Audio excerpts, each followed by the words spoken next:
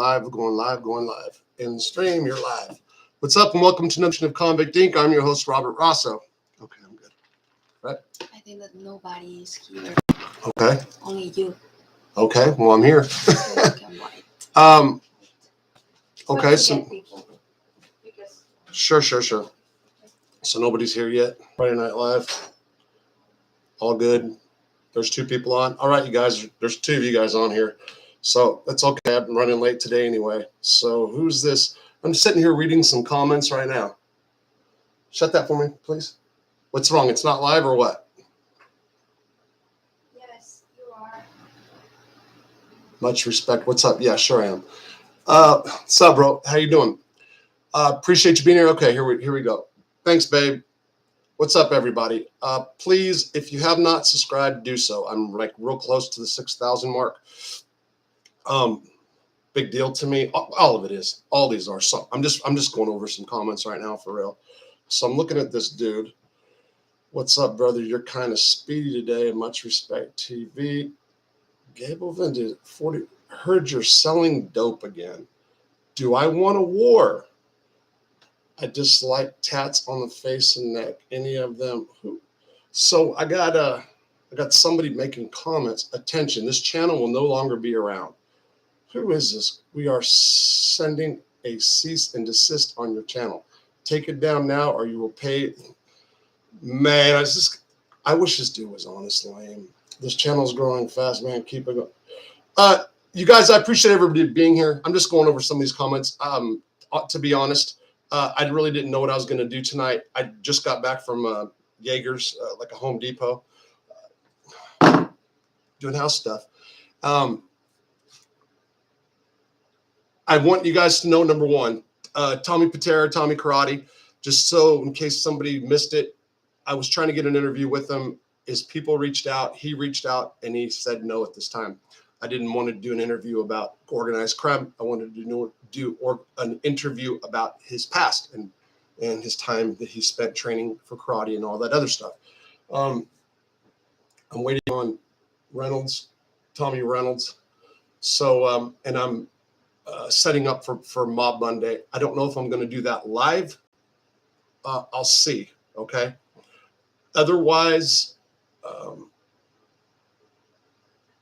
yeah, that's it. That's about it. I mean, well, that's not it. I mean, I'm not going to end. I'm going to read some comments and stuff like that. But I was reading comments about tattoos and about different stuff that I wrote. So just so everybody knows, there was never any disrespect meant about people that have tattoos. I have tattoos. It was simply a statement because so many people talk about guys in prison getting tattoos, or why do I don't have ink and all, and so on and so on and so on. So I thought I'd just go ahead and put something out there, my thoughts and opinions. I have a lot of thoughts and opinions about a lot of things, especially morons. Don't want to try. Okay, much respect. You're doing a great job. Keep it up. Thank you, Matt. Hey, Rob, what's good? Retro Signs, much respect. You. Thank you. Josh Kennedy. Oh, man, oh, man. So you should come on one day. We'd have a lot to talk about, right? My last one ever, quitting daily. What are these fools talking about? I don't know if it's me or you. What's up, Rob? Love your channel. Where are these comments coming from? Did you read my comment section? Did you read the last one where people are telling me to cease and this wacko's? I think he's sack dude or whatever. Anyway, it's okay. Yeah, I know, Josh. Hey, there's a guy on here right now, and I don't mean to put him out there. Kid, I'm not trying to put you out there. That did time with me, that did years with me. And I'll publicly apologize to you right now for steering you on the wrong path when you really weren't on the wrong path until you met me and Billy. But you're like one of the people that I remember in my life, one of the better guys in prison. That's the honest to God truth. Who knows? But there's a guy on here that knows a lot about me. Anyway, I mean, he can tell you intimate details. If I ever hit it big, I'm in trouble, right? Right, kid? I'm still on house arrest. Got to be in 9 p.m. I'll check out. Thanks, bro. And there has been people that have sent me some money, Cash App. No more prison, $, no more prison cell on Cash App. I appreciated it. I appreciate it. all the little donations help. Everything's, yeah, it's going good. So these lives, let me tell you, I like live a lot better. My wife's kind of the boss of this since I've asked her to quit work and take control of certain things. And the monetization isn't there on the lives. And, you know, if I get people to send CashApp and so on, that'd be great. So I don't know how many. I'm thinking twice a week live and 3 videos a week, like I said last week. But that's not really playing out. So we'll see. Will be interviews, like I said. Yeah, there's a lot of different things coming down the pike. I wish I can get rid of the smell in this house from feces under it and the dirt smell from floors being open and all that stuff that comes with the good old home repair. That has nothing to do with prison, but anyway. Last time ever. What's up, Rob? Johnny Leonard. What's up, Rob? Respect. All right, Terco Ortiz from Oregon. Okay. Keep trucking. So when I left FCI Terre Haute, it was during COVID. They basically had a policy that was let everybody in here do what they want as long as they're not killing each other or dying. And that was let them smoke, drink, whatever. And of course, K2 was the common thing, as in most prisons. Most of you guys who've been incarcerated, write me, tell me how Suboxone and K2 has fucked up the white dudes and this and that and all. It's everybody. K2 crosses all racial lines. Also, it's because prosecutors weren't prosecuting and are not, which is not a bad thing. The institution had a policy of let them go. So there was guys in the unit, and this comes from people asking me to do shows about K2 or synthetic drugs in prison, as opposed to the back in the day when it was only heroin and stuff like that. And all I can think about how I knew guys that were planning on coming back just to move some K2 on violations and stuff. Of course, I would never say their names, but it was almost worth it because of the amount of money. So $6,000 a page guys were making. And again, this is such public. Well, its knowledge was within the prison system. I will speak more about this. I'll speak more about the Suboxone that I was into. I'll even cut up little pieces for you, 64s, but I'll never do them again ever because I quit. I had the last one ever a long time ago. We're talking about one of these comments. Where are these comments? Who cares what they say? I'd love to get one of his Capone drawings from the bar I'm building in my barn. Wait, Chris Russo, Capone drawings. Is that Chris Russo 2016 Monopoly? Respect. I appreciate it. Yeah. Rob's still on house arrest. Got to be in the gym by now. Check you out later. Last time ever. What's up, Rob? Disrespect. Keep on trucking. Okay. Anyway. Wow. So tonight was one of those things. I had thought Wednesday was Friday. Wednesday was Thursday and Thursday was Friday. I told you guys that last night. And today, man, it was crazy. Like even down to the last second, I was getting phone calls about legal work or other stuff. By the way, convictinc.net. I will be putting up at least one blog a week on that. I will, if I do not specialize in the type of legal work that you need, I will direct you to the right people. I will say this. The Biden administration is poised to do a bunch of clemency petitions. And I can pat myself on the back and say that I know more about clemency petitions than most, including or equal to one of the ladies that was a pardon attorney in the office that's out there, the leading clemency / pardon attorney. I've talked to the office. So you get inside points. I was taught how to do clemency petitions by a former U.S. pardon attorney. We became friends. She taught me all the little secrets, taught me how to get all the little things done. The key points which attract attention.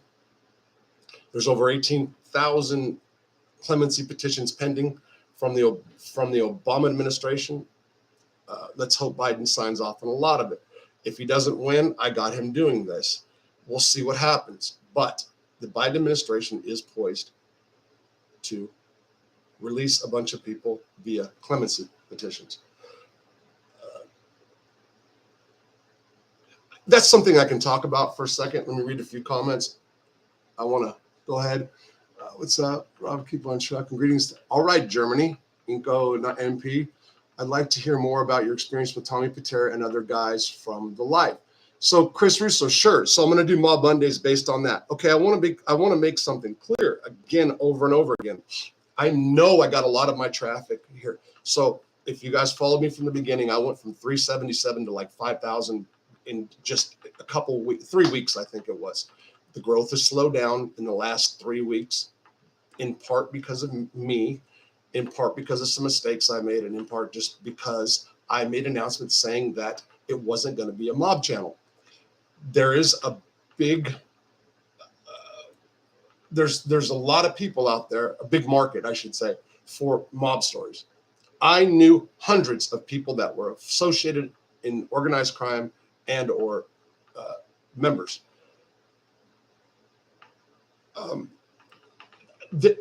Because I wasn't, so let's say, for example, I became a writer, right? And I kept a journal in prison. And there's a guy here that's on this that knows I kept a journal in prison.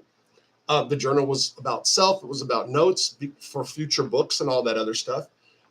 If I would have realized that the mob market was so big, I probably would have focused more on, I for sure would have wrote more little notes to myself down about different mob stories. So it's like this, like I was talking to somebody today about, I was all around them all the time. And there's so many things that you guys would want to know, or that people on YouTube would want to know, that didn't make a hill of beans to me. That was like old time saying. So there's so many of those stories that I know, but it's just not here. I need somebody to like spark that memory. Today I did. So I'm getting ready for something on Mob Monday. But I don't want to ever give the impression that this channel was mostly about that. This is a prison story-based channel, prison and crime. It'll evolve in different ways. What just happened here? Turn via messenger, told me Collins sent you a message. Okay. YouTube now, I'm getting little flash alerts over here in the corner that I don't have any clue what these are, but it's cool. What's up? I'd like to more about your experience. Greetings from Germany. Yo, Rob. All right, stressful struggle. Okay. Denise, good evening, Robert. How are you doing? How did your doctor's appointment go? No cancer. Kid, cancer all the time. We were in the joint together, and the doctors would be untimely on appointments, and I'd stress out. Always worried that if they didn't send me out in a timely manner, that my cancer was spread. I'd get out of prison and I can't get the cardiologist to clear me, and I'll be damned if my cancer it went into my bladder wall. I had a urologist call me on a Sunday to tell me this news, so it was kind of devastating. Lost a lot of sleep over it. And that was on the heels of my dad's dying and all that stuff. Anyway, wasn't sure if the cancer had spread. Once it goes in the walls, you got big problems. It's like lung, brain, goodbye. So that was a lot of stress. Anyway, they just did a biopsy and no more cancer, which is a really, really good thing. So yeah, now we'll work on some other medical issues, but I'm good. Thank you. I appreciate you asking. Great news. Yeah, thank you. You know who this is, especially with my Asian picture, stressful struck. Okay, I can't see the Asian picture right now. So no, Derek, is that you? Is your Cash App named Robert Russell? My Cash App is, I have a Cash App that's No More Prison Cell. No More Prison Cell is how you send me money. I think it's a $ first, right? $ No More Prison Cell. Venmo is Robert-Rosso-19. Do you know or have any ever met Mitch Smiley? Has a channel called The Intentions. Smiley has a channel with the dreadlocks. Please, Rob, tell me if you're talking about the same Smiley. Jay Leonard, Roast 727, ROST. You said, Johnny, I'm not sure what you're saying there, bro. I'm looking for it now. ROSTs. But Rob, let me know. Are you talking about Smiley? If you're talking about Smiley, the camera guy at Terra Hut, yeah. So, yeah, he was definitely know him. He knew my wife when my wife came to visit. Everybody did. Congratulations on the baby coming, kid. Mitch Smiley has a channel called Hard Intentions. Okay, so does he have dreadlocks? Does he have long hair and glasses? So anyway, I would like to know because we do know each other very well. Cincinnati in the house. Okay, Michael asking, I'm just a bit late. Dude, it's okay. Hope you're doing okay. It looks like you're moving right along. Look, to be honest, like tonight, I'm just kind of floating, really. So all day long, I was like, okay, what am I going to do tonight? Like different periods. And all day long, so I'm doing the house repairs. There's other issues going on. They're setting up accounts for the legal stuff that I'm doing. There's talking to prisoners because I got prisoners calling me left and right based on legal work. So it's just, yeah, really. So I do have a lot. I've kind of bit off more than I can chew, but I'll deal with it. I'm in a better place than I was 3 weeks ago. Okay, so Nick Couch 34. No, he talking about a guy from California. No, he has an older white guy. No, I don't know. I don't know that Mitch Smiley. No, I don't. There's a guy named Smiley that did have actually 38 years in the feds. He was a camera guy. That's why I was kind of tripping. Brendan, Sister Mustard. Brendan, are you Mr. Mustard? Is that what you're trying to tell me? Johnny Leonard, I found it, so I'm not sure what some of these guys are saying. So anyway, yeah, so tonight, I'm not sure. What's up, babe? Okay, my wife's right here. You want to say hi? Yeah. I'm just No. I'm sure people want to say you and talk to you. Yeah, so tonight I'm just kind of faking it, right, until I make it. I'm sorry if some of you are disappointed or something. I was trying to just think of different random stuff. So I had 3 minutes. I told my wife at 6:30, I need to jump in the shower for 15 minutes so I can get this stuff down for tonight. Somebody called, very important. Hung up the phone. Rob, I need back in the tool room. Went out there, took me forever. I came back in, I had 3 minutes to pull this off. 3 minutes, I just threw water in my face.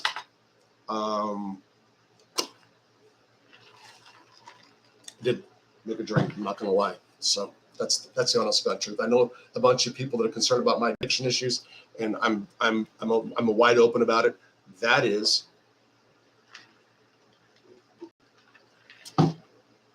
half pint of honey jack. I mean, not a half pint. What am I saying? Yeah, the small bottle, whatever. That's what I got. Actually, that's a third of the bottle in a full Pepsi. Anyway, that's the truth. So, and after this, I've got some legal work to do. What's up, Rob? Okay, Joey. What's up, bro? Yeah, I need you. So shoot me questions. I need help tonight. I'm struggling. I came to the table with nothing. Just like, hey, it's me. You guys turned on the channel just to see me, right? It's all about me. Yeah, I'm sorry. Really. Feet swell really well. Stressful show. Man, you're doing great. Okay. Thank you to your new channel. New to your channel, did 11 years Michigan State Prison. Okay, Kevin. I have friends from Michigan. I'm trying to think offhand. So I had, wow. I'm going to tell you guys a prison story right now. Hey, kid, were you there when Big Rock was there? The big husky, really, really dark-skinned black dude from Michigan, or were you gone? If you're still there, let me know. So you can add into this. You can like add some comments for me. Just if you can throw a yes or no, because I'm going to tell a story about Rock, about what happened with that. If you're not there, okay. Have you ever met or spoke with? I've never met or spoke with Larry Lawton. He's the pioneer of this, right? Do you feel the whole system is about to pop off the hook? Microwaves? What? No, I don't feel the whole system is about to pop, but I feel like this world is totally different. I really do. And also, because I'm coming out after all these years, and it's totally different. There's 48,000 people in Michigan prisons. Tell us about kicking dope in the pen. Huh. Okay. So I kicked drugs many times, and I would say during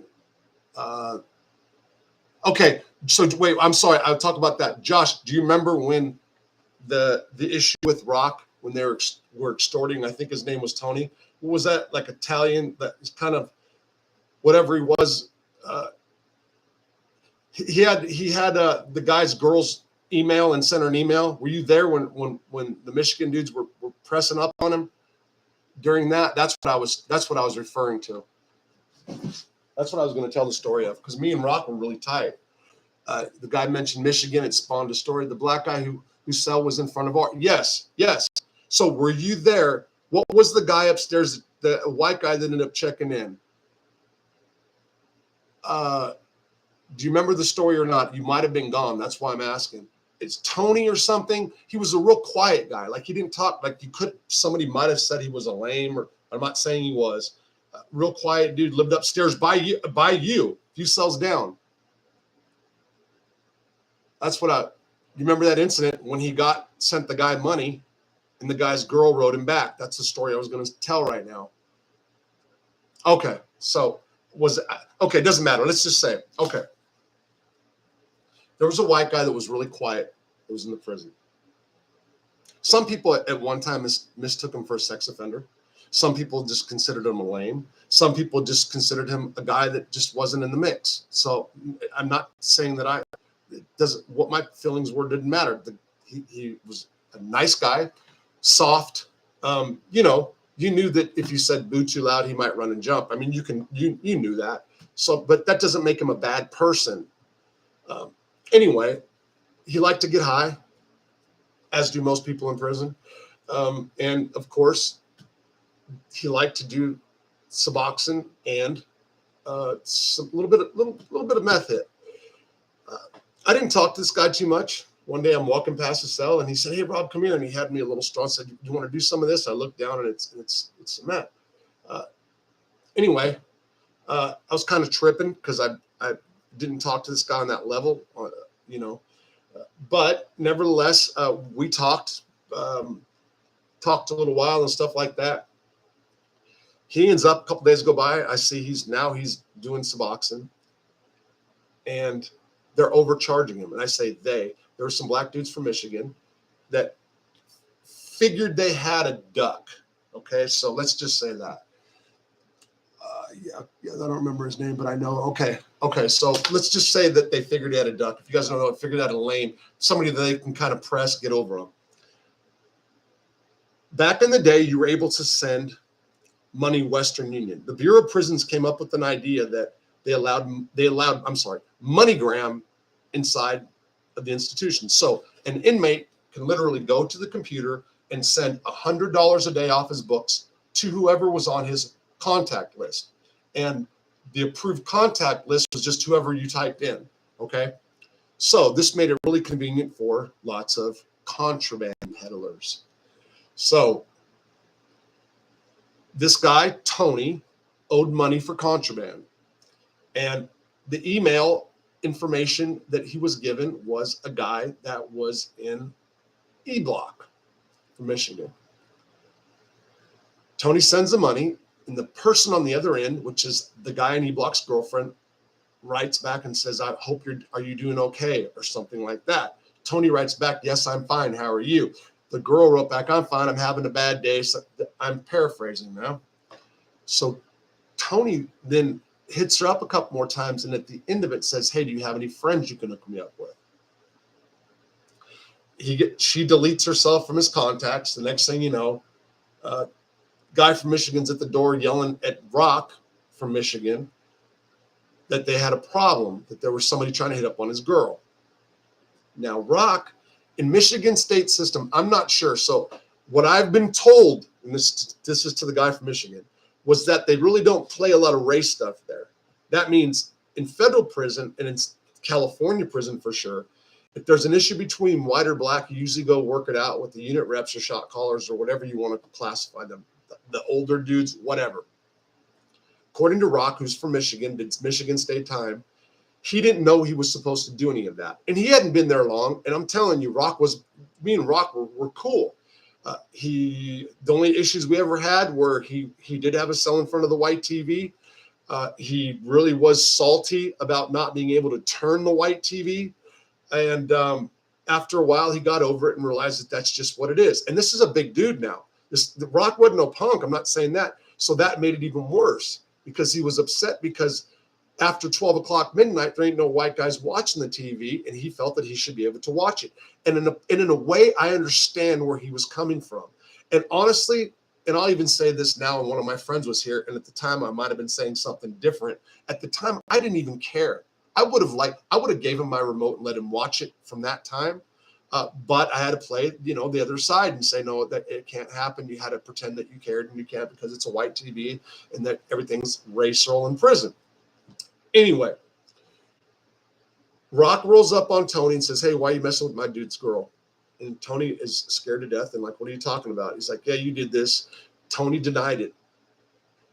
The guy next door then goes and gets the emails that he has from his girl, makes a copy of them and sends them over to Rock. Sure enough, and Rock made Tony get on his computer and show him the emails he sent to the girl. Now, let me stop. If you guys don't know, in federal prison, they have what's called core links or true links in the joint, core links on the outside.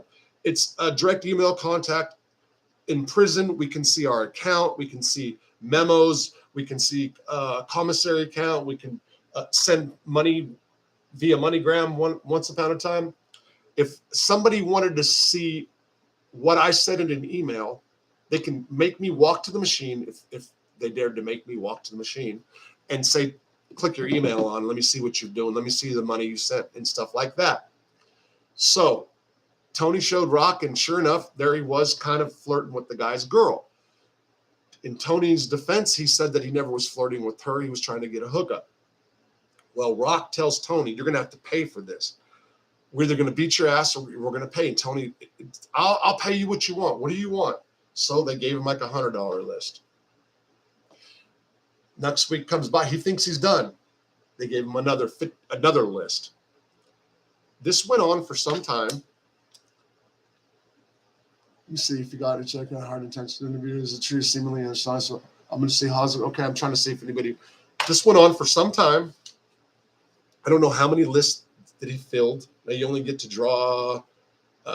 Was 3 something a month, and they cut it down. Oh, 180 every 2 weeks. So this guy. He didn't care about being pressed or extorted. His thing was he just wanted some commissary for himself. So that's all he complained about. So finally he got like where he couldn't take it no more because he wasn't getting his own commissary. So he went and told, I forgot the first white dude that brought it to my attention or other white guys' attentions. And I went and pulled up Rock. I brought him to my cell. I lived all the way in the back in cell 62 in the back. And I said, what's going on? He's like, what do you mean? And I told him, he's like, so what's that have to do with me and you?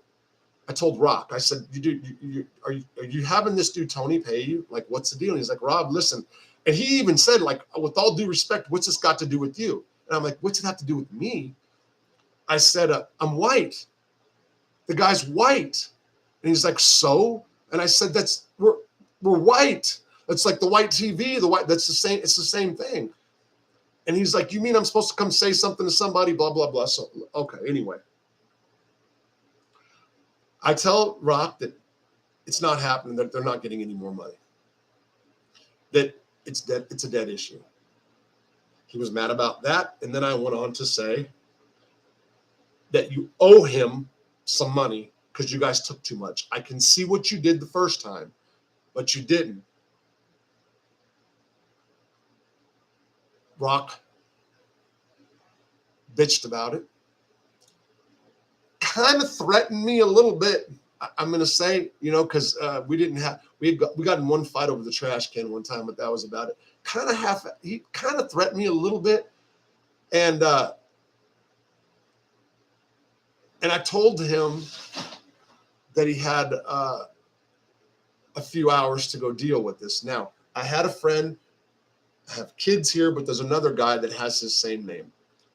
The name's Josh. Okay, I'll put it out there. Josh didn't like this guy at all. So if push comes to shove, and this was a big black dude, and I'm an older guy, white guy now. If push comes to shove, I know that Josh didn't like him. So he was gonna have my back all day long. But sure enough, what happened was Rock came back and he went and got Tony $25 worth of Suboxone. It's $25 worth, and gave it back to him because after he kind of threatened me, I said there's going to be some kind of problems, and Rock went and asked some other people, and they're like, yeah, there's going to be problems. And there was another black dude that got involved and helped too. And I think you remember that situation, kid, but I don't know if you knew exactly what went down, but that's what happened now. If I don't remember the story I was saying then, because I was trying to act like nothing was going on, just because you know how guys in the unit are, they get all freaked out and they start making stuff more. When you feel like you can handle a situation yourself without causing everybody else a bunch of problems, you try to do the right thing, right? So I like I said, bro, you meant everything to me. So it wasn't like I was trying to lie to you. That's just how it was. Okay, so I don't remember this name, but okay, so let's do Rob. Do you ever get, I was talking about CashApp. I'm having trouble finding it. I never used it before, but we're good. Okay, thank you, Johnny. Rob Comby, I'm sorry, if you get a chance, check out Hard Intentions. An interview between the two of you would be great. Hard Intentions. I wonder if they're the ones. I think they might have been one of the ones that contacted me. Is it true that seemingly smallest thing can blow up in ways you couldn't imagine inside? Of course it is. I'm trying. What's like the smallest thing? Well, look at that situation. A guy sent money to a contraband peddler, and it just so happens that the contraband peddler's girl was catching the money, and she did something seemingly innocent by saying, "Hey, how's your day?" This guy in prison, this white inmate, takes it the wrong way. So just so you don't, in case any of you girls out there don't know, guys in prison can take the smallest words the wrong way. If we get a little bit of attention from a girl, and that's me as well, if you get a little bit of attention from a girl, like, how are you doing might seem like, I want to F you the minute you walk out of prison and have all your babies. I mean, we can read that into it for sure. I mean, for 100%. So just know that when you're writing a guy in prison. But that was a small ordeal, and it blew up into something. And look, it went from a girl just saying hi to a guy trying to be nice, to guy getting extorted, to guy wanting more, to a guy getting extorted, to a racial incident, to a guy that was my friend almost becoming my enemy, kind of threatening me. And then, you know, that's so think about that situation. It could have went south. Anyway, yeah, just one of those things. Okay, what's good, Rod? How's it going? All right, Chase Live. Everybody's good tonight. You ever heard of someone having a gun in prison? At Butner 2, they found a .22 bullet. Locked us down for days. I think for sure one of the guards brought it in and did it. Maybe he wanted overtime. In Arkansas Department of Corrections, at Tucker Unit back in the early 90s, guns were found. I'm trying to think of what else. I've known old timers that had guns in prison. Yeah, but I was in Butner 2 in 2012 when they found a 22, and boy, it was like all hell broke loose. Yeah, that was a bit. They questioned probably everybody in the prison 10 times. How about Bitcoin? Have you ever heard of someone having a stressful? How about Bitcoin, or what about Bitcoin? Like in prison? No. I'm sure there will be guys getting wise to Bitcoin. I am. Cryptocurrency, thumbs up. If you guys aren't into cryptocurrency, you're going to miss the boat. I mean, I'm not saying miss the boat like get rich. I don't mean, yes, you can. Yes, you can get rich, but that's not what I mean. Cryptocurrency is the future. I wholeheartedly believe that. I have been researching it for about a month now. Know quite a bit about it. There's a guy in my town that's how he makes a living, and he buys a house every other week. How about Bitcoin? Do they house those that are on death row by themselves? Yes. All right, bro. What's up? It's Otha, I think that's how you say it, Lambert. So death row is in Indiana at USP Terre Haute. It is across the street from the FCI from where I was at. And I was there one day, meaning I got sent to the SHU at the USP. I was right beneath the guys on death row and talked to some of them. They used to send lines down. They would rent you their MP3 players. They would sell you store stuff or contraband. They're going on death row over there. And yes, they're in the cell by themselves, and they have TVs and they have ice creams that they can buy and keep in a refrigerator that the guard has to bring them at any time. True story. Keys go to New Orleans. It's happening a bunch of times in the country. Zip guns. Yeah, no actual pistols. Okay, so zip guns. Yeah. So you're talking to him about the guns, New Orleans, huh? 700-pound white guy snuck in a Glock. Oh, under the fat rolls. Womp, womp, womp. Okay. Fat roll smuggling, drug smuggling talk. I was at Lewisburg back in from 2003 to 2007. Lewisburg prior to the summer of 2005. So from the end of 2002 to the summer of 2005 was a drug rehab. So if you didn't plan on going sober, you were going to go sober no matter what, because they were charging people for a smear on a paper, 18 months for an outfit, trying to charge people for a Moonstein, a steal, hitting. If you got hit with wine, you were gone. So they were tough. There was dope that hit no earlier than every 3 months. And I'm thinking that it was more like every 6, but I'm going to say every 3 months. You better have your money ready, which is stamps. Stamps is currency at Lewisburg at that time. You better have your money ready, and you better be on the circuit. You better be in the know, because you're going to miss the boat. You can do an order the night before, you have your stamps the next day, and the dope was gone the following day. Then in 2005, the Emmys and the Serenos hit Lewisburg in large numbers. I'm not saying they brought shit. You hear me? I'm not saying they did. Two things happened. The Emmys came, and they changed the assistant warden. Associate warden Sneezik was there for 8 years, and he ran that prison no matter what anybody ever says. He left. He finally became a warden, and Warden Estrada showed up. When Estrada showed up, he was a convicts warden. He let you assault people. He was pro-gang. He liked gangs keeping the peace in the prison.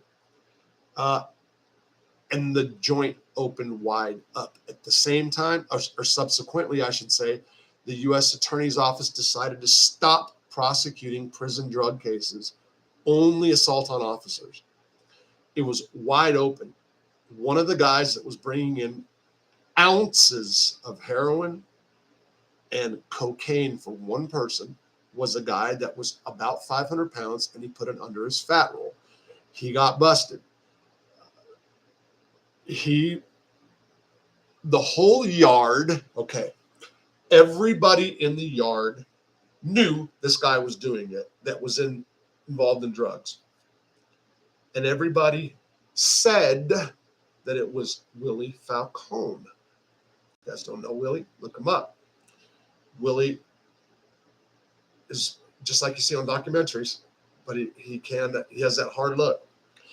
Anyway, I don't know. I'm not privy to that information, but I'm telling you what everybody was saying. It was like so many people were saying Willie Falcone was having drugs smuggled in by this heavy set black dude that it was. Well, I approached him. I approached Willie and said, this is what I'm hearing. So I'm just saying that's how many people were talking about it. Anyway, that's a story about a smuggler. Guy got knocked off. I want to say he was from Baltimore, but shout out to Baltimore, because I had some really good black dudes that were my friends in Baltimore at Lewisburg. We were locked down for 2 weeks. They found 2-inch clips of bullet in the library. They never found the gun. That's Kevin Keith. That's what I was asking. Real guns, meaning if you can get phones. Yeah, you can get guns. Look, it's not feasible to have a gun in prison, right? So, I mean, if you're going to escape, sure, but you can also use other things if you're going to escape. Look, you shouldn't have a gun in prison unless you're going to use it. You shouldn't hold a knife or possess a knife or carry a knife or keep a knife in your cell unless you're going to use it. Too many people in prison walk around tough guy Toms. Tough guy Toms, where'd I come up? That'll never ever push a knife. And if they tell you that they've got a knife, then that means it's like getting a tattoo of Hitler on your forehead. You want people to be scared, but because you're scared.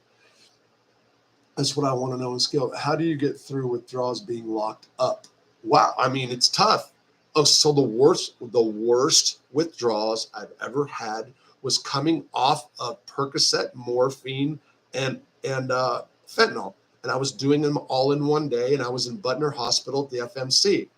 How did I come off? They locked me up, put me in the hole because I failed a drug test. I was prescribed Percocet. I got popped dirty for Percs morphine, which was the blue morphines, the 60 milligrams or whatever, and fentanyl, which was the fentanyl patch. I would get the fentanyl patch on the third day before the guys changed them, poke a hole in the guy's arms, the patch, and squeeze the gel out. It was awesome. It was still really good. I've got first day and almost died twice.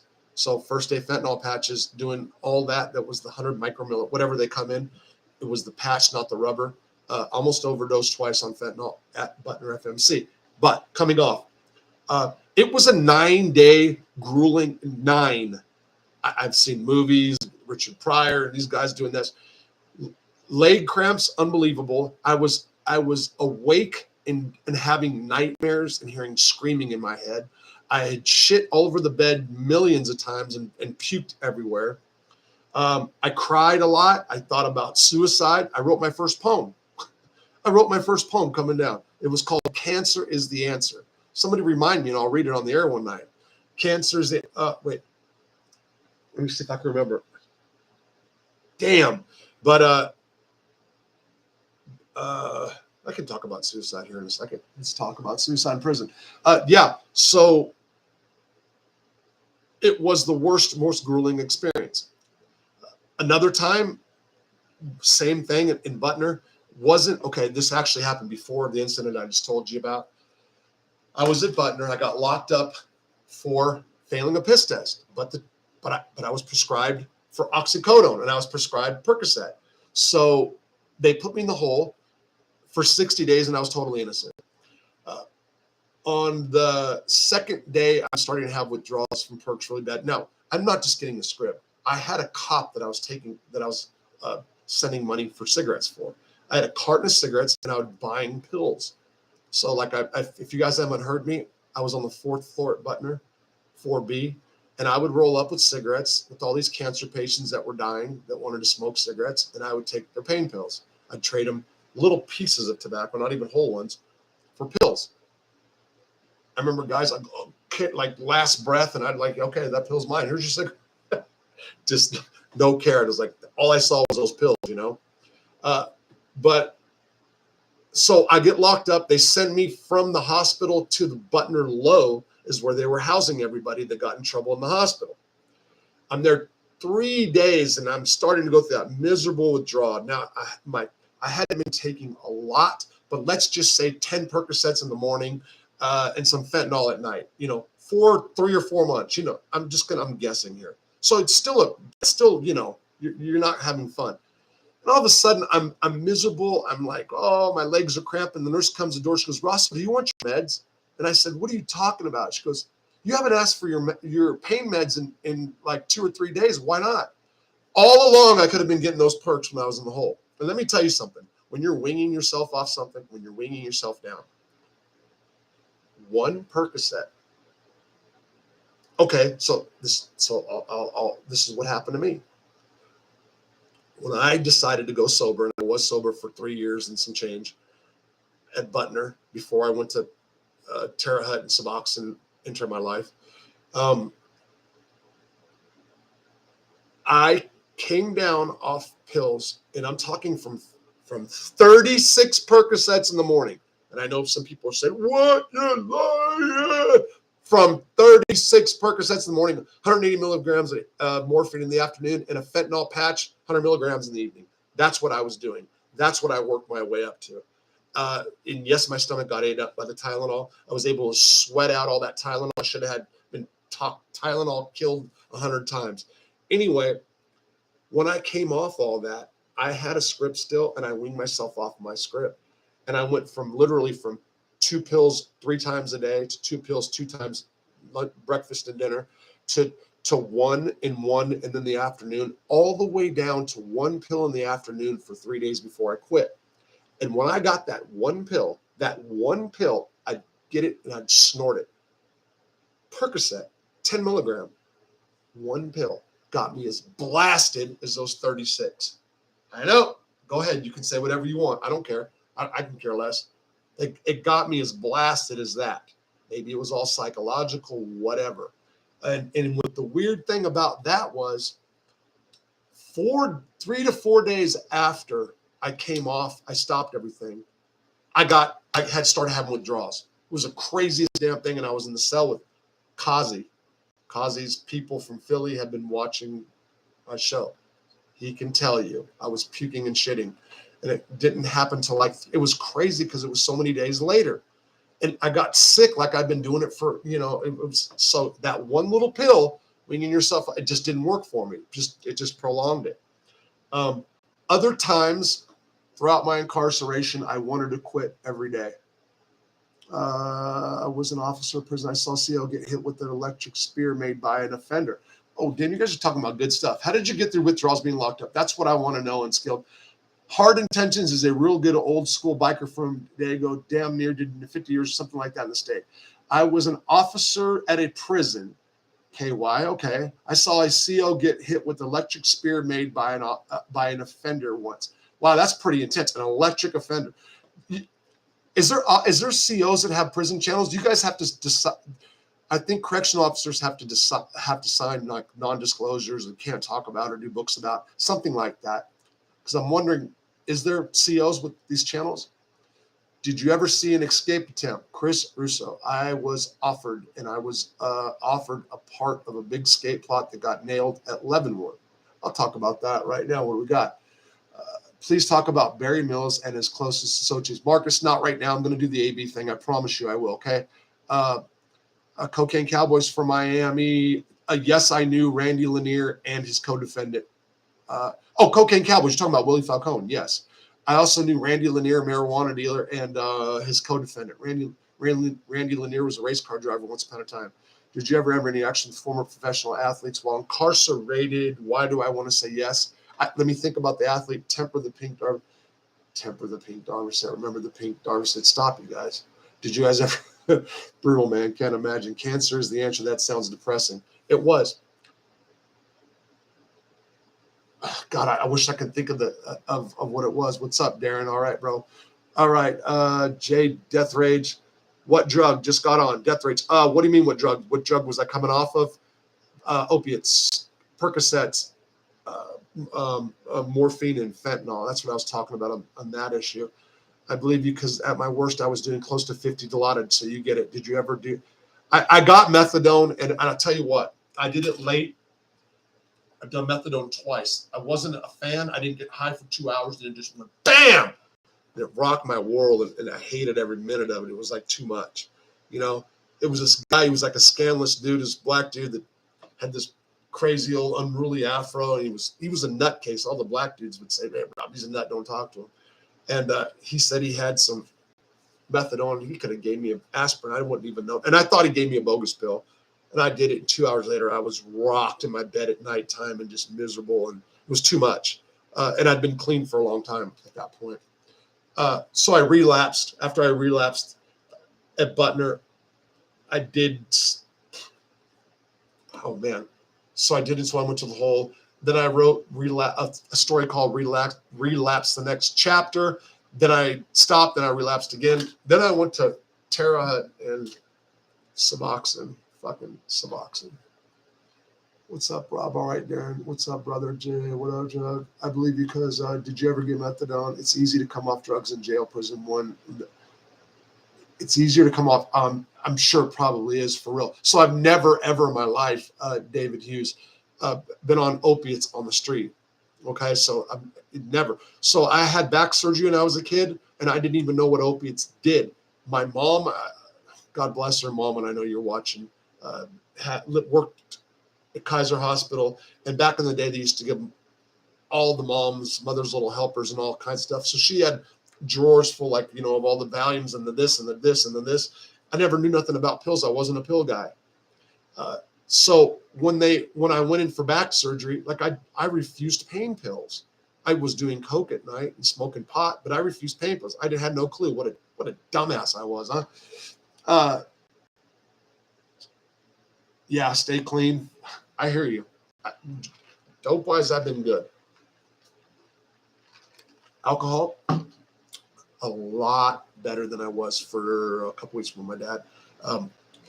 Yeah, there's been some ways with booze, and I mean, not enough to affect relationships. It upsets my wife because one beer in her mind, seeing me drink one beer is the equivalent of me filling up a needle and sticking it in my arm to her, because she's totally sober, totally square, from no drug kind of background or friends or nothing. So, and she's with me, and she's disappointed in me just because she thought, I'm just saying straight up, I'm being real. I mean, it's not like she's going to leave, but she's disappointed for sure. I'll get it right one day. What about the escape in Lewisburg? Where did you go from classification? Federal prison. She right. Yeah, you're right. Okay, escape attempt. Out of Selly. His name was Yogi. We talked for a minute. I moved out of his cell, and he was really, really upset that I moved out of his cell. I thought in the beginning that he was upset because I came into prison. I got him high every time I got high the first 15 minutes I was there. I'm talking about shooting heroin. He's the guy that initially got me hooked up with connections. So if you have a cellie that's the goose with the golden egg, you don't want to lose them. And kind of I was the goose with the golden egg because I'm fresh in the feds. I got a life bit. So when you're fresh, especially younger like that, life bit, you have a tendency to trust that person because he just took life, especially when I have paperwork, vouching, saying that they offered me 2 years, and I said, take it to trial, and got life. So, and I have no co-defendants. So they trusted me. So I had money. Family sent me money.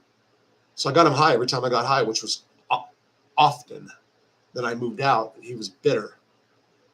And I thought he was just bitter because he was losing his daily high or whatever we were doing. But no, it was because he was plotting an escape. And he knew I still had a couple vehicles left. When I got busted, I had 21 cars, and they only confiscated so many. We would talked about that several times, so he knew I had access to a vehicle. He wanted a vehicle parked at a certain location in Leavenworth. Unbeknownst to me, at the time, there were 7 people involved altogether. Now, anybody knows that that's a lot of people in prison to keep their mouth shut. And you know what? Like, guys moved from other blocks and were and some were in the process, and it was surprising to me because he ended up breaking it down to me. He ended up telling me everything, and I told him no, and he was freaked out. He's like, "What do you just got life and you don't even want to try to escape?" And I'm like, "I'm getting out on appeals." I believe that, but at the same time, I don't have rabbit in my blood. You have to have a mindset of there's nothing else to lose. Now, I didn't have that mindset in the beginning, especially because A, I thought I was going to beat it on appeals, and B, I can never see my family again. And I'm not, at that time, I was never a person that would ever consider not seeing his family again. There was no way I could escape. There's no way I could do it. So mentally, physically I could have, but mentally, there's no way. And that's all the way through my incarceration. They could have put me in a camp and I wouldn't have ran off in the later years, especially. In the earlier years, yeah, I probably would have. But in the later years, they could have let me drive myself to my medical appointments and I would not have escaped. Anyway, what they did was Yogi was a former locksmith and made a key. The key was to the pipe chase. They had found a way to get through the pipe chase, underground, in the basement, go out under the basement to the front of Leavenworth Prison, and there's windows in the front. They had no bars back then, and they found open windows. Literally, there was a window. You could just walk out the window and slide. God's honest truth. Or they were also, as a backup plan, thinking about going up over B upper. There's the catwalk, and that way, and they said they can saw something. Whatever happened, they all got hit. Somebody eventually told on them. I know who did. Uh, and one of the guys, and one or two of the guys involved in the escape gave it all up and then went to like a low, from a USP to a low. They called him Florida Bob. But yeah, so that was the escape. And then there was a guy we used to call Jerry Springer. There was a guy in federal prison. You guys can probably Google this. There was a guy who was on Jerry Springer as like having relationships with transvestites or something. And he said it was all a show, like that they got paid on the Jerry Springer show. But he one night made sheets and crawled up went out on the east yard right when you leave the chow hall, walk out into the fresh air, the opening, leave the building. There was a fence, and the fence was on the other side was the lieutenant's office. Well, he climbed up the fence and went on top of the prison and was going to come down on sheets.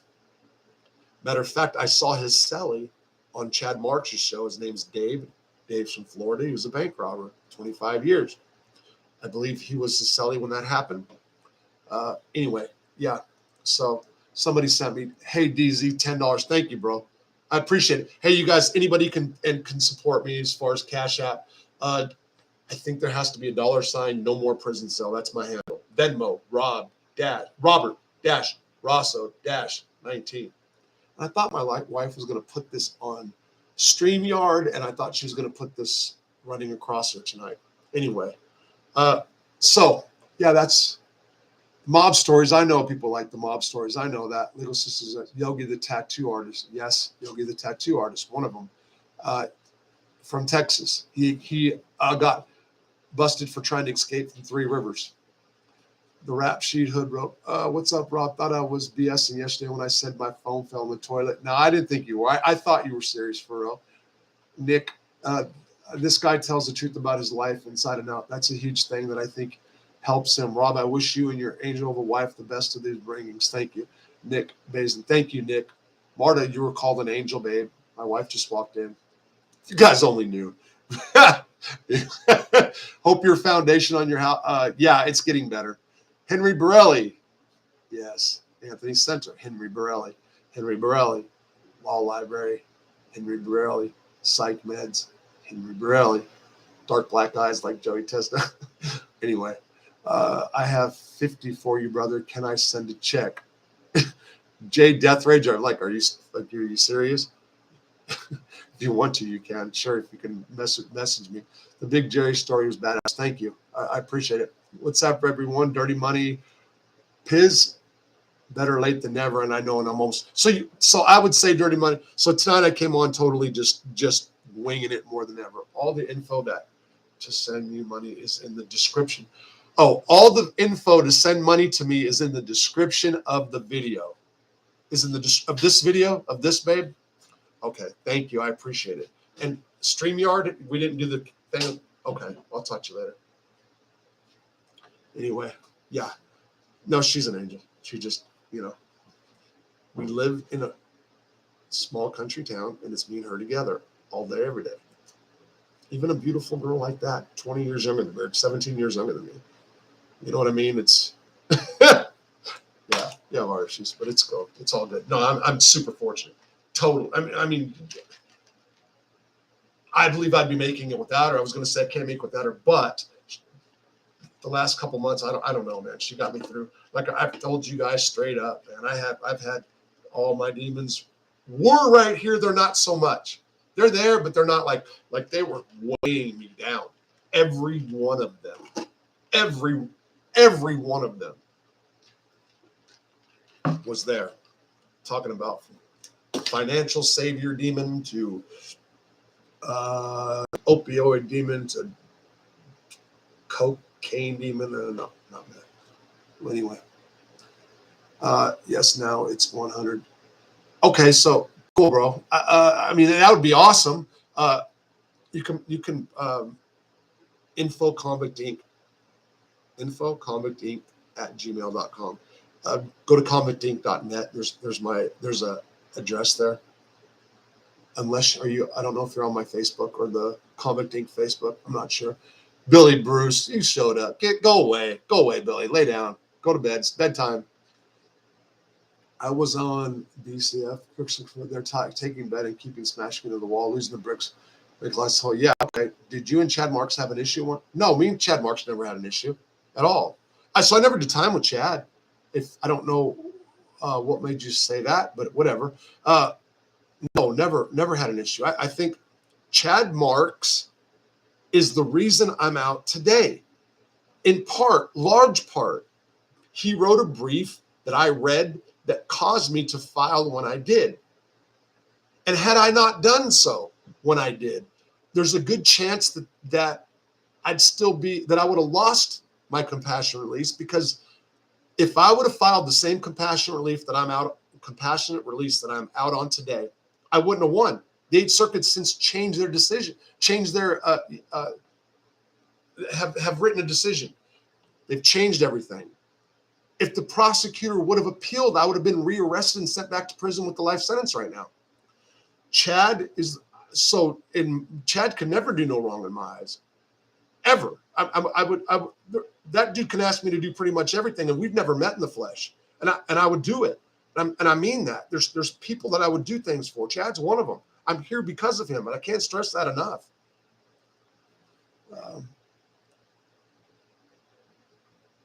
Was Borelli and Testa ever in the same prison? Did they have a relationship? I don't think that they were, but I'm not sure.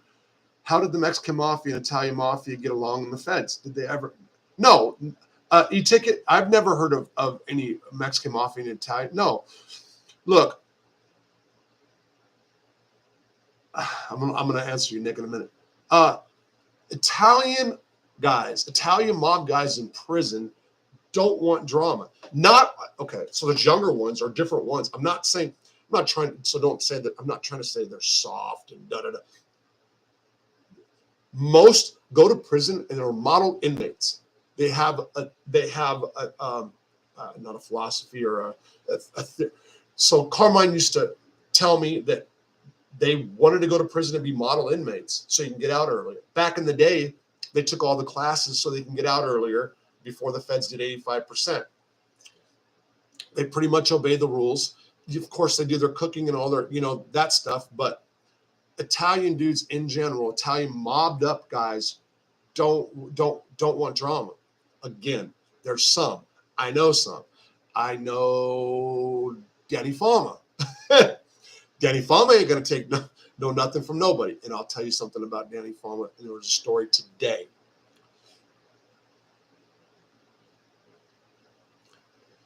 Hey, and let me, before I say this, Silly Billy, was Danny Fama right with Adam and Nick and all them? Yes or no?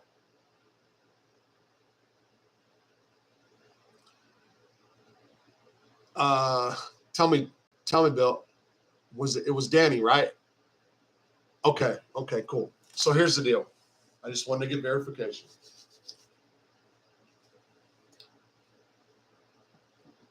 A dude named Bilbo was a young guy with a kidnapping charge, and he was, I think, 19 or 20 years old when he went to the feds with 22-year sentence. He naturally looks like somebody that's 12, and I don't mean that disrespectful. I wish I still looked 12. Just a younger looking guy. Funny, comedian, hysterical. Just a really good person. Anyway, he told somebody, he lived with Jojo Russo, capo of Colombo family. I did a piece about Jojo. He didn't like living with Jojo. About a month after living with Jojo, he told another mob guy that he referred to Jojo as the gay gangster. Jojo Russo had really feminine ways. He was really polite, but you can mistake him for a homosexual. Anybody that knows him knows what I'm talking about. He was not, but you could mistake him for that. Word got out to a guy named Big Nick. Adam, who Chad Mark talks about a lot, Adam killed a cop or stabbed a cop, a guy from New York, Adam, and a guy named Red. Nikki, Adam, and Red were Jojo Russo's henchmen, meaning he paid them. He paid them not as in a being pressed kind of way. He paid them to be his guys. They were his runners. They were his whatever he wanted them to be. And they were his muscle. Now, that was a smart tactic on JoJo's part because JoJo had aspirations of really making a lot of money in Lewisburg. And he wanted to do it behind the scenes. That's not being lame, or that's being smart, actually, especially if you can do that. So the henchman, let's just call him that. And I liked Adam. I've got no problems with Adam. Red ended up, well, somebody paid me to have him hit. One of my guys hit, so I took a contract out to hit Red later, but he went bad. And Big Nicky never had a problem with any of those. So I'd call them good guys. All right. They approached Bilbo in the chow. Bilbo's a small frame guy. Okay, skinny, just looks like a kid. And I'm not saying that to be bad. Okay, so they approached him and they said, "Did you say such and such about JoJo? Did you call him the gay gangster?" And Bilbo said, "Yeah, I did." And Big Nicky, who was called Big Nicky for a reason, said, "If you ever do that again, I'm going to beat your ass." And Danny Fama heard him, and he said, "JoJo is the gay gangster. What are you going to do? You going to touch him? You come and touch me." I'll give that to Danny Fama. I'll give it to him. And me and JoJo Russo were friends at the time, so that's not talking smack about JoJo. I'm just saying. My point was most mob guys are model inmates. I know guys that'll tell you that they're pansies, that they're this. I mean, California white guys or most gang members think the mob guys are soft. I'm not saying they're not their friends, but behind their backs, they're saying, "Oh, these dudes, they got money in there because they're." So the deal is they call most gang members who deal with a lot of mob guys call it the soft press. So hey, like JoJo. So in JoJo offered me the same position that Nicky, Adam, and Red had before he offered them. He wanted to make money and he wanted muscle out in front of him. I was a guy who came in with the white prison gang behind me. So why would you not go to the only white prison gang at the time in that yard? It makes sense. He offered me money. He wasn't doing it to be a bitch. He was doing it in a money-making venture. There are gang members and white gang members that think that would be a soft press and he's being a bitch and that you're getting over if a guy from the mob's paying you. But in their eyes and a lot of the mob guys' eyes, it's not about that. They're trying to be smart and not get into trouble with certain things. Now, do I know mob guys have been extorted? Yes. John Gotti, sorry, he was. No matter what anybody wants to say, he was. The ABs extorted him. I mean, he paid them lots of money. Yes, they were his friends, but his friends demanded a check every month. So, I mean, you can say what you want. That's the truth. What was the guy from Philly? I'm trying to think of other mob dudes that were just about it, like about it. And there's a lot, so don't get me wrong. But Danny Fama was about it. George from Philly, Georgia, red-haired guy. Man, he just went back to prison, I heard. Oh, man, he was my cellie for a minute. He's about it. He put Joey Chesta on check, but I'm not trying to get two mob families. That's what she talked about, because that's why she walked by when I said she was an angel, because it's the truth. And you say it all the time. I do appreciate her. Thank you, Nick. Just got home. What's it going to be? You drink Tito's vodka? No, if beer, like a wine cooler and honey jack. That's what I drink. That's too much, but that's what I drink. Who made the best sauce? Ooh, now you're trying to really get me into it. Tommy Reynolds. How about you said story about Jerry Womet and how he would say the story? Nah, not right now, Billy. Danny Fama was awesome. Yes. Love your stuff, Rob. I know some of the Wisconsin Outlaws you were with, but really dig the mob outfit stuff. So RV, or was it RV or RD? That's one of Spike's guys. That is one of the toughest dudes there is, that outlaw dude. We did not know each other. Like I knew of him. He knew of me. He fought one of my bros, No-Nos. They had one of the best fights ever in federal prison, people say. And my guy was a dirtbag at the end and did some slimy shit. Spike was always cool with me, but did some stuff behind my back. However, Spike is a really smart dude. He's a really level-headed guy. He did get wrecked out. People know about that. Spike got almost killed. He was running the yard, and I guess outlaws have a policy of you're not supposed to do the politic things. And he was, as an outlaw, I don't think you're supposed to run the yard, but I don't know outlaw politics, so I'm not trying to get in their business. From what I understand, that there's a lot of different reasons, okay? But those guys I like. Frank Wheeler I like. Mad I like a lot. Angel won't like that one. Friendly extortion, yeah. Gas pipe. Gas pipe. So I don't know. I know a friend of gas pipes. I know the gas pipes smoke crack.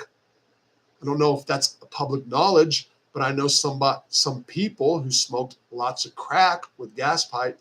True shit. The guy who killed O'Kane. Did he sport? Had it fistful Trumpism. Oh, the paper said it. You just stumped me for a second. Fistful of Trumpism. You just made me.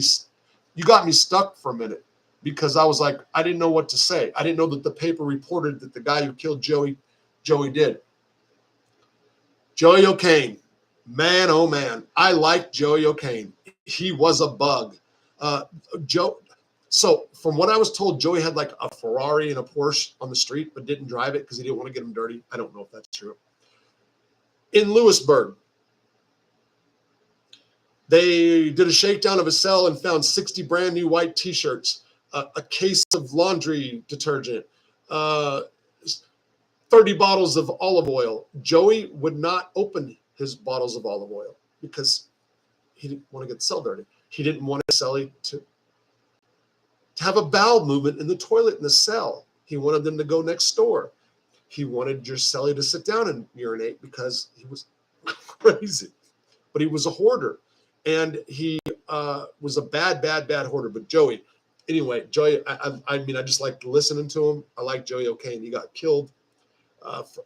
For whatever reason, but when they killed him, yes, the guy did take his jewelry. Yes, he did sport his jewelry. Yes, that happened. I didn't know it was in the paper. I say a lot of stuff about a lot of people. I probably wouldn't even have said that because I just wouldn't have. Yes, George Borghi. Yes, Nick. So George was So he was my cellie. He okay again. I've been really fortunate about having some of the best cells in the best units in the prisons. I was hooked up with, how do you say his last name? Borghese. I just talked about it with somebody today. George Borghese. I think it's Borghese.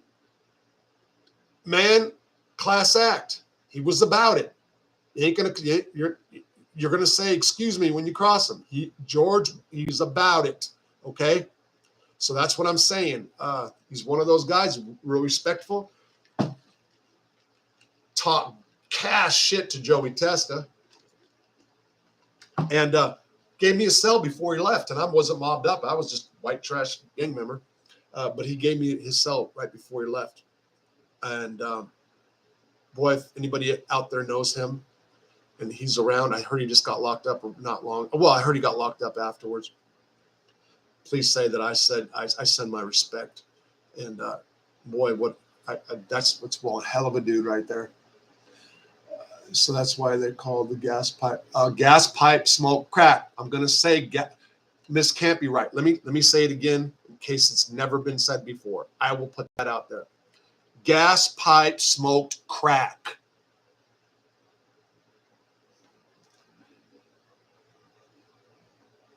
Baker got stabbed. David Hughes. When CO Baker got stabbed. Baker. What prison? Are you talking about at Terre Haute?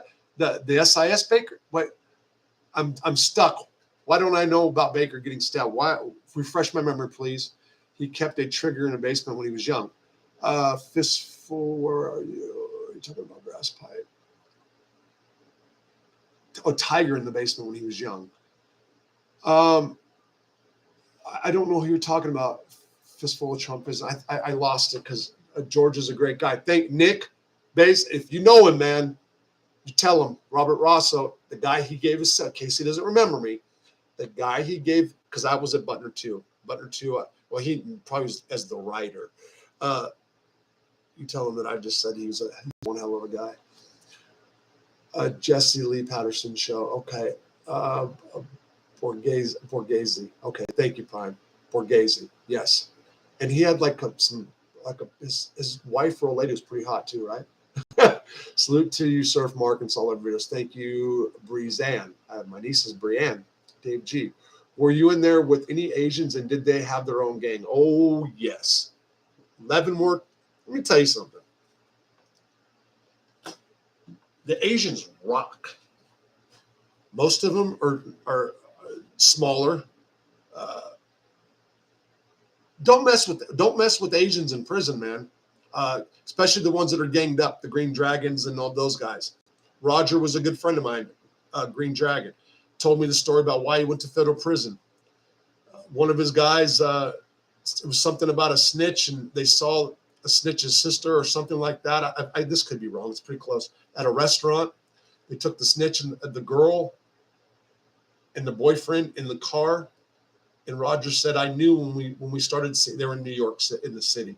When we started seeing trees, I knew it was going to be bad. They got him out on the side of a freeway in a wooded kind of area, made him sit up, made him go down on their knees, and had my friend shoot them both in the head. And he didn't have a choice, really. He was just a kid. He just turned 18. Anyway, yeah, Asians will hurt you. Will hurt you. They all, and they play knives. They play that knife stuff. They're quiet. They're silent. They don't like to get in any bunch of drama. They stay to themselves. They're little racist motherfuckers. But don't mess with Asians. Don't mess with Asians in prison.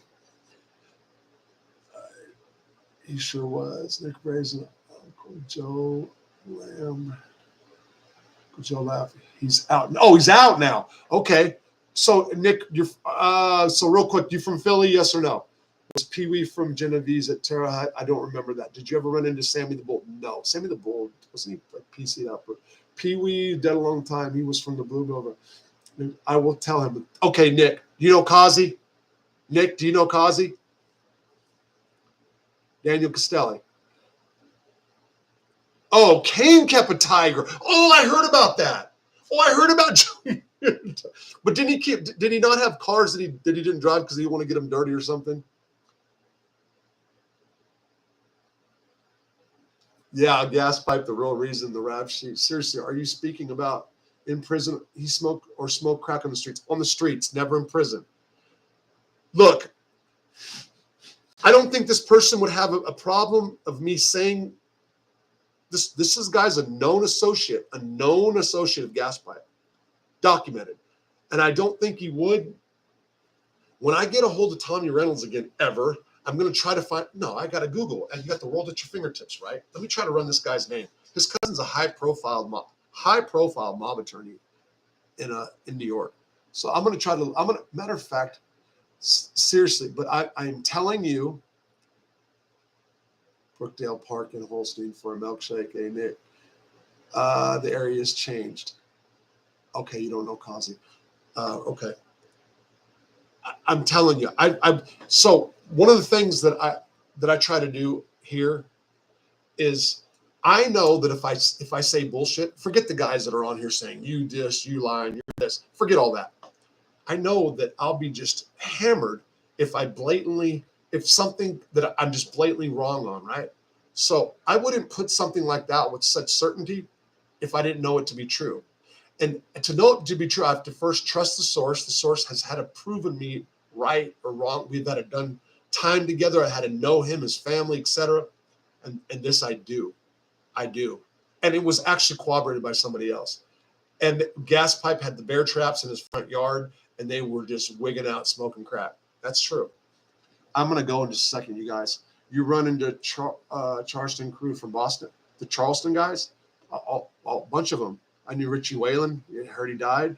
Are we going to speak about the awesome bets you made and won, Billy?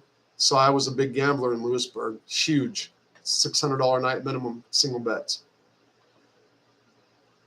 You say the truth about gas pipe and De Palma. Yeah, it's Nick. It's true.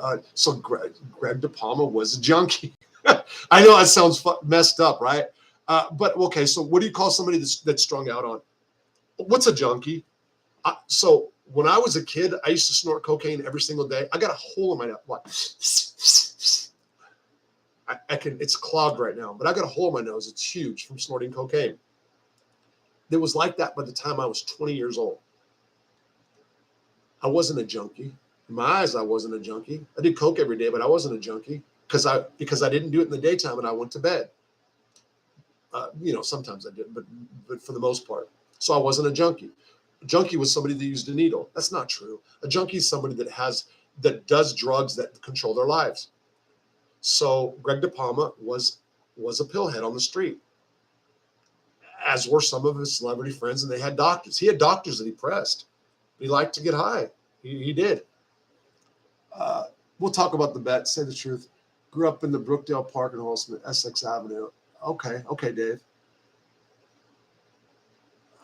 Rob, you still hear from Tommy back? Okay, so I haven't heard from Tommy Reynolds in a second.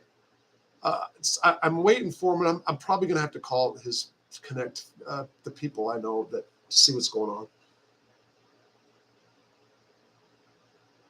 Okay. Wow, no wonder he was such a bug out. I see many documentaries on gas pipe. Never heard that not saying you're lying explains a lot. No, it's okay. Listen, so if you're all new to the gas pipe thing, I guess that is like breaking news, right? But I'm telling you, and Bilbo, I'll tell you, I can't say his name. I just can't do it to the dude. Smash and grab. Billy, who was don't put it out there. Put out his initials if you want. Who was the biggest jinx in F-Block?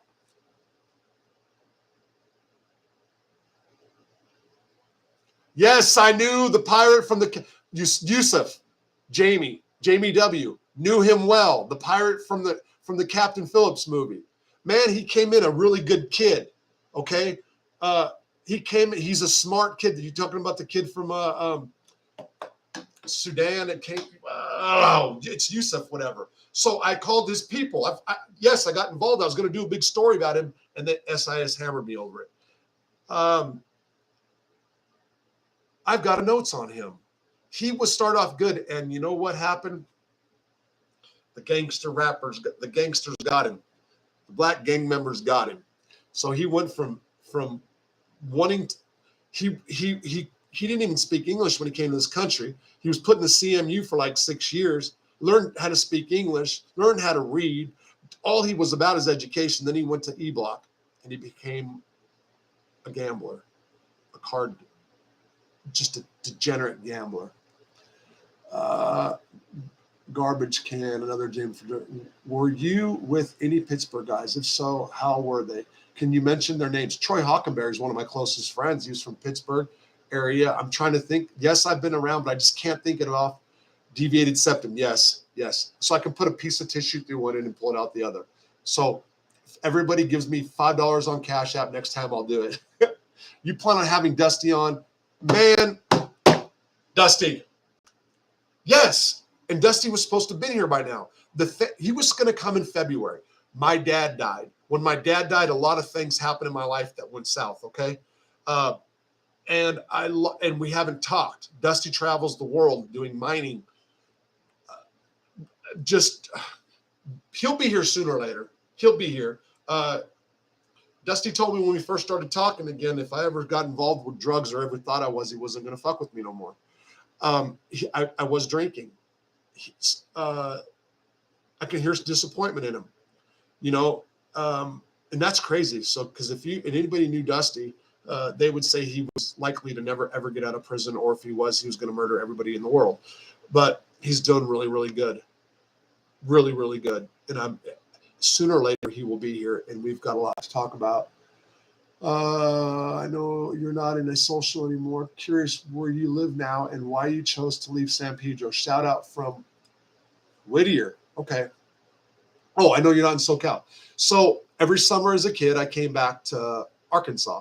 My dad's from here. My mom was born and raised in Frisco. She moved from San Francisco to San Pedro when she was 16. My dad met her at the box office where she worked at the Strand in San Pedro back in the late 50s. Every summer, we came back here to the town I'm in right now where my dad's from. And so I've got ties here. When I got busted when I was a kid, 19, I ended up getting a probation violation that was 4 years, and I ran back here. Came back here to clean my life up and found out the drugs were 3 times as much. And stayed here, started selling drugs, made a bunch of money. Well, I made a lot more money, but I spent it gambling, and I never had a lot of money. Then I went to prison in Arkansas, got busted. Then I went to prison in California, who caught up with me from my earlier charge.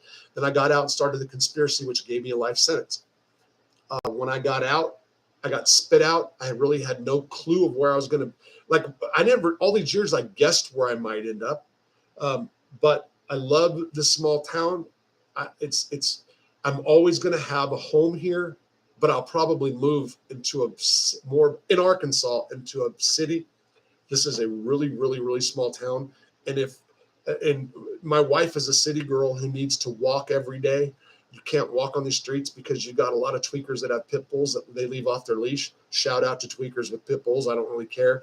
I'm just saying, and the pit bulls look healthier than they do. But, she can't just walk freely, even though it's a safe, small town. And if somebody drove by, like, everybody's going to know they're coming.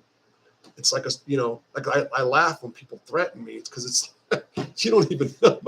You got my neighbors would be like, Rob, we're going to get you back. It's like, yeah. So, but I love this. I love the small town. Love it. I've got mountains all around me. I got some neighbors. I mean, I'm in a little 500 people. So, yeah, I'd never go back to California, bro. I will go to probably a city, maybe Fayetteville or Rogers, and not probably go above Fort Smith. Thank God bless. All right. What did you say? Does Global Telelink run the phones in the feds? Yeah. David Hughes showing yes. Do a show about the Somali pirate. Okay. I'm gonna do one on Yusuf for sure. All right, guys. You know what? So I'm an hour and a half into this, and this ended up going better. So I like doing this. I just don't want people to get turned off on it, right? I don't want to lose people because I'm just I do need to come better prepared. I do need to have notes. And you know what? I keep saying this, but there will be a point to where I will. And then people are going to get pissed off and say, Rob, we liked you better it this way. I will be more professional at some point. It's just, if I don't have other things in my life in order. If you knew so I tell as much as I can, right? But if you have to see me in a video camera during my days to understand that I have all the right intention. I just can't I just can't get everything in the order that I need, but it's coming. And when it does, and when I start really writing and all that stuff, this is probably going to be, I've already been offered studios and microphones from my background and stuff like that. So, what did you ask me? I couldn't hear because my daughter was screaming. Just tell her that I was waving hi. A Hells Angels guy from Maine, Billy Leland. Wow, that sounds familiar. The guys from Maine I know are Robert Newell. Hey Billy, what was Johnny Muscle's name? Is it true that the DC blacks are in the hat throughout the federal system? Not that I know of. No, I don't know. No, I grew up in a small town, Oklahoma. Miss it like crazy, right? So, Otha, you know the deal. You know it. So that's a curse when you're here and you don't have many people to talk to. So full disclosure. I have family in this town, and for reasons of sanity, I can't talk to them. I had to put them aside in my life, including my mom. And it gets lonely, especially I know people here, and I can go talk to them and stuff, and I do, but so yeah, it's a lonely place. It's the curse of these places, because once you move and go to a city, your heart's here, your soul is here, your soul's here. So beware of moving to some place like this, because it kind of sucks you, And then you got the weather issues. With the weather, you got the depressed looking days, and weather doesn't make a big difference on your moods. But man, I'm just like, let's say I get this house finished. I have so much wood that I tore down from these two houses, 1910 houses, two of them. It's all in my backyard. I can build at least two houses, a house and a half. And I can build little structures, little tiny homes all over my property. But like, let's say have a game room, a movie room, this room. And it's not unrealistic. And it's not like something that's going to cost a fortune. So on my property, I can have all these different places to go. You know what I'm saying? Or I've even got lots across town. So maybe I put like a building down there that's like a movie theater. That's for me and my friends, or you know what I'm saying?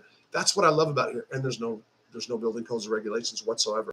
I can literally run my sewer into a well right now. I'm not saying that's right, and I would never do that, but it's freedom. These places, these towns are freedom. You guys that are living in cities and don't know that, or that have to be in cities because of financial reasons, I get it. But if you ever lived in some place like this, you understand what freedom meant, especially coming from a life sentence. It's like crazy.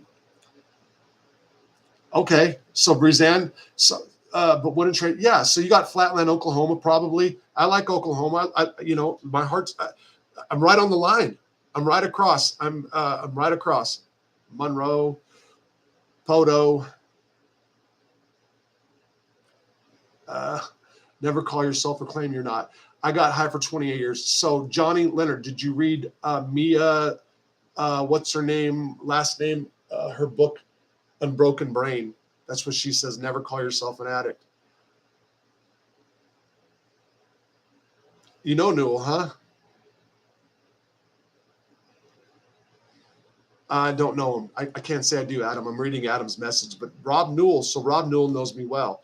Rob Newell's a little buggy, but Rob Newell's a stand-up dude. Rob Newell will go in a heartbeat. Rob Newell fight. He'll fight four of you guys at one time. He'll fight four people at one time. No bull. He really will. Okay, the rap sheet, Hoodbrook. I'm reading you both. Lumber is so expensive right now. Better hold on to it. Yes. So Breezanne, I was told I got out of prison and I was given property, and with that property I was able to use it and go to the bank and buy the house I'm in now, which came with 6 lots. This house across town, there's 8 lots and 2 old houses. I have 3 1910 houses. One of them's next door. I'm not going to tear it down. I'm going to try to fix it sooner or later. So everybody's telling me, that wood's good. Like pieces of stuff that's all eaten and it's like trash. Oh, that's worth $25. Well, find me all these people. Anyway, I started pulling the nails out of all this wood and stacking it neatly on this property with the intent to eventually sell. Started looking up how to sell this wood, blah, blah, blah. Then Marta came and didn't like the fact that I was gone all day. So she wanted me to take the wood and put it here. So I started throwing it in my backyard, and I haven't pulled the nails and processed it properly. So I've got piles everywhere in my backyard. Some of it's rotting. I've got old timers that lived here all their life that come by all the time and say, Robert, you got to get that wood up now. You're rotting that wood. That wood's a wasting. And I'm just like, yeah, I know, but that's like one of the many things that I have on my bucket list. Not bucket list, priority list. So yeah, anyway, I'm gonna start building structures. Hey, you said wood's expensive, so 3/4 inch plywood is able. I know some people that have a lumber yard, so I got to buy 15 sheets tomorrow morning.